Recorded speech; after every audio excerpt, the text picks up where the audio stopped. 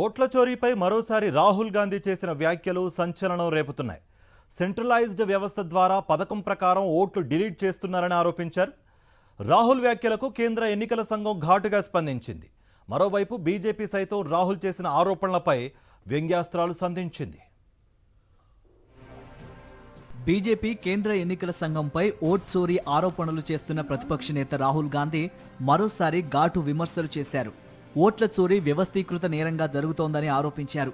Software ద్వారా కేంద్రీకృత పద్ధతిలో ఈ చర్యలకు పాల్పడినట్టు వెల్లడించారు.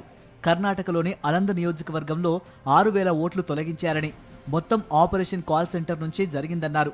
అలంద్లో గోదాబాయ్ అనే మహిళ పేరుతో ఫేక్ లాగిన్ సృష్టించారన్న రాహుల్ ఆమె మాట్లాడిన వీడియోను ప్రదర్శించారు. కాంగ్రెస్ ఇతర విపక్షాలకు బలమున్న నియోజకవర్గాల్లో ఓ పద్ధతి ప్రకారం ఓట్లు తొలగిస్తున్నారని రాహుల్ గాంధీ ఆరోపించారు. Serial number 1, serial number 1, serial number 1, serial number 1. Serial number 1 means that this is the first person whose name, this is the first name in the booth. So a software is picking up the first name in the booth and using it to delete votes. Rahul Gandhi ఆరోపణలకు counter ఇచ్చింది కేంద్ర ఎన్నికల సంఘం. Rahul Gandhi చెబుతున్నట్టు software ద్వారా ఆన్లైన్లో ఓట్లు తొలగించడం సాధ్యం కాదని స్పష్టం చేసింది. సంబంధిత వ్యక్తికి సమాచారం ఇవ్వకుండా ఏ ఒక్కరి ఓటును తొలగించడం లేదని తేల్చి చెప్పింది. అయితే అలంద నియోజకవర్గంలో అనధికారికంగా కొన్ని ఓట్లు తొలగించేందుకు ప్రయత్నం జరిగిన విషయాన్ని ఎన్నికల సంఘం అంగీకరించింది. దీనిపై తామే స్వయంగా ఎఫ్ఐఆర్ నమోదు చేశామని, దర్యాప్తునకు ఆదేశించామని వివరణ ఇచ్చింది. రాహుల్ గాంధీ ఓట్ చోరీ ఆరోపణలపై కేంద్ర మంత్రి కిషన్ రెడ్డి స్పందించారు. రాహుల్ గాంధీ ఏం మాట్లాడుతున్నారో ఎవరికీ అర్థం కాని పరిస్థితి ఉందన్నారు. ఓటర్ లిస్టు ఎవరు తయారు చేస్తున్నారో రాహుల్కు అవగాహన లేదన్నారు.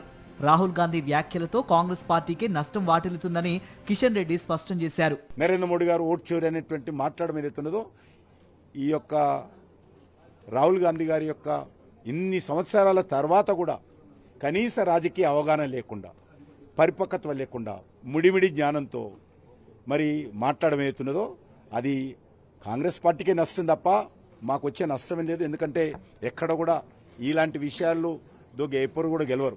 రాహుల్ గాంధీ ఆరోపణల్ని బీజేపీ కూడా ఖండించింది. ఆయన బాంబు పేలుస్తానని వచ్చి డ్రామా చేసి వెళ్లాడంటూ సెటైర్లు వేసింది. రాజ్యాంగ సంస్థలు ఈసీపై పదే పదే అసత్య ఆరోపణలు చేయటం రాహుల్ గాంధీ కాంగ్రెస్ పార్టీకి అలవాటుగా మారిందని మండిపడ్డారు బీజేపీ ఎంపీ అనురాగ్ ఠాకూర్. చొరబాటుదారుల ఓట్లు కాపాడేందుకు ఈ ప్రయాస అని ఆక్షేపించారు. ये आए तो धमाका करने थे, लेकिन ड्रामा करके चले गए. धमाका इनके बस की बात नहीं, ड्रामा करने इनके बस की बात है. और अगर इतना ही दम आपके तर्कों में है तो आप कोर्ट क्यों नहीं जाते? इलेक्शन कमीशन तो आपको बार बार कहा सबूत दो, हल्फनामा दो, ना आप सबूत दे पाते हो और गलत आरोप लगाते हो.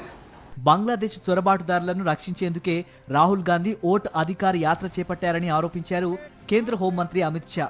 ప్రతిపక్ష కూటమి అధికారంలోకి వస్తే బీహార్ మొత్తం చొరబాటుదారులతో నిండిపోతుందన్నారు. अभी ये राहुल बाबा यात्रा कर गए. यात्रा का विषय क्या था उनका बताओ तो जरा. यात्रा का विषय था जो बांग्लादेश से घुसपैठिए आए हैं उनको बचाने का विषय था. ये राहुल गांधी की यात्रा घुसपैठिया बचाओ यात्रा थी.